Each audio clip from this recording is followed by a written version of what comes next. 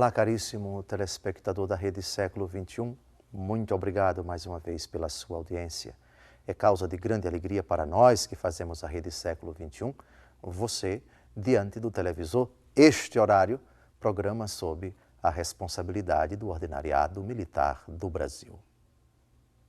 Continuamos a nossa catequese sobre o sacramento do matrimônio, ainda no famoso versículo, capítulo 7 da 1 aos Coríntios, conselhos muito práticos, regras muito claras, instruções muito precisas do apóstolo Paulo para casados, para solteiros, em tudo aquilo que diz respeito ao matrimônio e à virgindade. E hoje nós vamos responder a uma pergunta muito simples e muito comum entre os cristãos.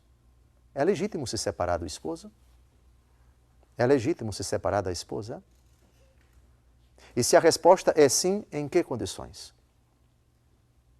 É correto pensar que quem casa nunca pode se separar, sim ou não? São Paulo tem uma resposta clara a essas perguntas. 1 aos Coríntios 7, de 10 a 11. Aos casados mando, não eu, mas o Senhor, que a mulher não se separe do marido. E se ela estiver separada, que fique sem se casar, ou que se reconcilie com seu marido. Igualmente, o marido não repudie sua mulher. Então, a regra, num primeiro momento, é esta: separação não. Nem o marido repudie a mulher, nem a mulher se separe do marido. Essa é a regra. Porém, há situações em que não há outra alternativa senão se separar. Pensemos, por exemplo, quando um quer matar o outro, quando um ameaça o outro, ou quando um já agride o outro, quando a dignidade da pessoa humana está seriamente afetada. Não há condições de uma convivência, porque convivendo juntos vai acontecer uma tragédia, sem falar em outras situações. Nesse caso, a Bíblia não é a igreja. A Bíblia admite a separação, porém com uma condição: se estiver separada, que fique sem se casar ou que se reconcilie com o marido. Igualmente, o marido não repudia a mulher.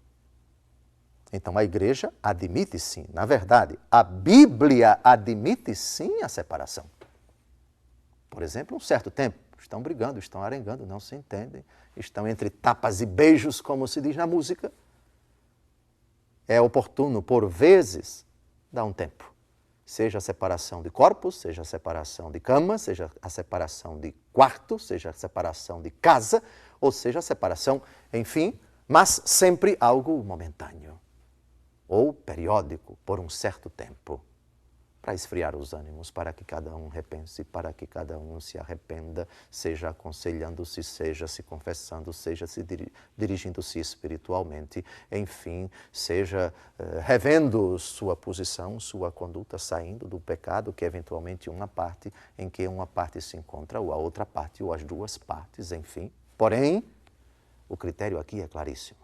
Se estiver separado ou separada, você não está autorizado a viver com outra pessoa. Porque se isso acontecer, será adultério. Então, só há duas condições. Só há dois caminhos, só há duas alternativas para a separação. Ou você fica sem conseguir, sem uma mulher ou sem um homem, para não cair em pecado, ou então você se reconcilia com o seu marido ou com a sua esposa.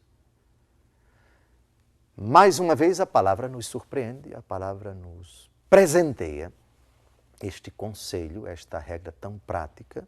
Sim, a separação pode ser um remédio, pode ser uma exigência, pode ser uma urgência para determinados casais. Todavia, não é uma separação qualquer, é uma separação que não admite o adultério. Ou você fica sem se casar enquanto a separação perdura, ou você se reconcilia com quem você acabou de se separar.